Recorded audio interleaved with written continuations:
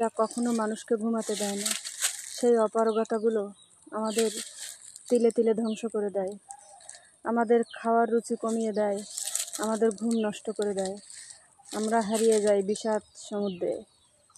এভাবেই আমাদের প্রত্যেকটা ক্ষণ কাটে, প্রত্যেকটা মুহূর্ত কাটে। সেই অপ্রাপ্তিগুলো আমাদেরকে তাড়িয়ে নিয়ে বেড়ায়। এই বিরাট পৃথিবীতে শুধু শূন্যতা আর শূন্যতা। এত মানুষের ভিতরেও তারপরেও মনে হয় কেউ নেই, নির্জন, শুধু নির্জন। এত জলাশয়, তারপরেও মনে হয় ধুধু বালুচর, সেই সাহারার মরুভূমি। এখানে কিছু নেই, এখানে আমার কেউ নেই, এখানে আমার জন্য কিছুই পর্যাপ্ত নেই। আমি চলে যাব, সুদূরে চলে যাব, যেখানে আমাকে কেউ চিনবে না, কেউ জানবে না, কেউ আমার জীবন নিয়ে কোনো প্রশ্ন তুলবে না।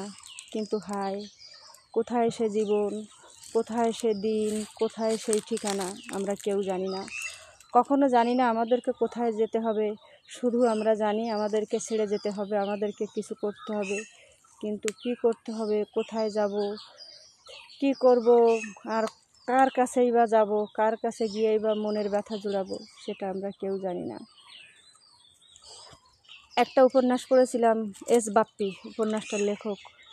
সেখানে ছিল, এই পৃথিবীর বিরাট শূন্যতা আমাকে সবসময় তাড়িয়ে নিয়ে বেড়ায়। আমার সঠিক মনে নেই, এরকম কিছু একটা, কারণ খুবই অল্প বয়সে উপন্যাসটা পড়ে ফেলেছিলাম, এই জন্য আমি বলতে পারবো না। তো যাই হোক, সেই উপন্যাসটা ছিল ব্যর্থ প্রেমের উপন্যাস। না, এখনও মনে পড়ে সেই উপন্যাসের কোনো ওইভাবে কিছু মনে নেই। মানুষের অমন শূন্যতা মানুষকে প্রত্যেকক্ষণে দীর্ঘশ্বাস ফেলে দেয়। যে খুব হাসছে তারও দুঃখ আছে, যে হাসে না তারও দুঃখ আছে। কেউ কারো মতো নয়, নিজেই নিজের মতো করে থেকে যায় মানুষ। থাকে শূন্যতা, থাকে কষ্ট, থাকে অভিমান, আর থাকে লোনা জল, থাকে একরাশ শূন্যতা, থাকে এক বুক নিরাশা, এক বুক হাহাকার, থাকে শুধু মরুভূমির মতো নিরাশার বালুচর, থাকে শুধু কান্নার জলাশয়। আর কি থাকে?